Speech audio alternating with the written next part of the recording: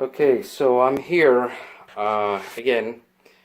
I got my second breaker hooked up here, and as you can tell, or maybe you can't tell, I have the wire going through here and to, what do you know, a light switch. So as you recall, my fluorescent lights were plugged in through from an extension cord that I modified to go directly in there. So to get the lights to come on, I had to plug it in. There was no light switch. But now I'm gonna flip this off, and it's off. Flip it on, and it's back. So yeah, I did it. I managed to install a circuit breaker into my shed. Well, two circuit breakers and a breaker box, or sub panel box, whatever you want to call it. What I want to do now is, well, you see that? I want to put one on that side.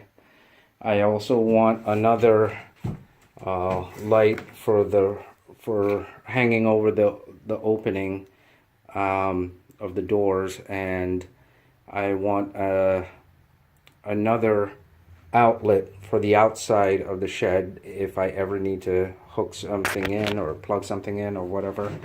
But that's basically it. So what I'm going to do now is put the panel on the breaker box and tidy everything up, and I should be good. All right. And one quick thing that I forgot to mention. At this time it's about 2 o'clock in the morning, so about 2 hours have gone by, and you may have wondered, well, if I had to modify the power cable that goes into here, how did I do this in the dark without any lights? Well, here, I'll show you. You remember my accessory hookup that I had in here? Well, what I did was I mounted a switch for that for safety reasons. So I had an extra light.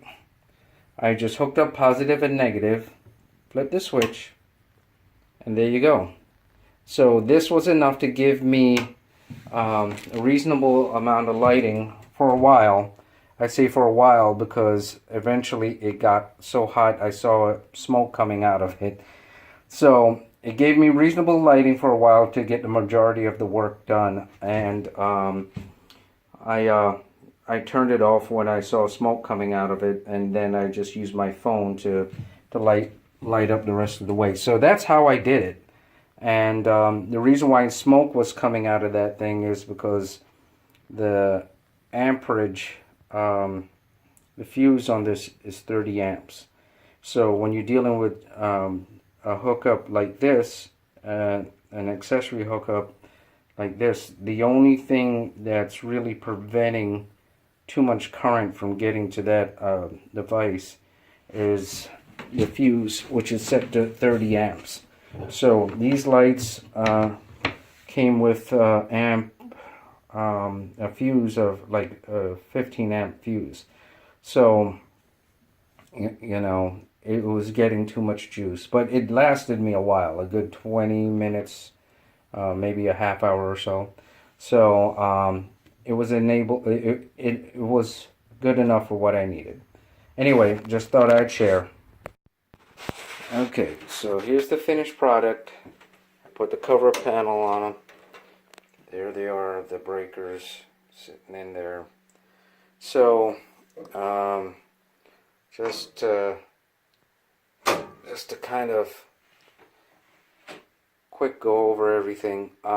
This, like I said, is a sub panel. This is not a main breaker panel. The difference is with the main breaker panel, you'll see like a big breaker up top that will shut off all the other breakers. Alright, went with this sub panel because it was a little bit cheaper, and if I really need to shut off everything to the panel, I can just flip the switch on the inverter, or flip the breaker, the inline breaker that I have going to the inverter. Either one would work. Eventually, I would like to upgrade to a higher capacity inverter. One with, they actually make them with hardwire connections up front.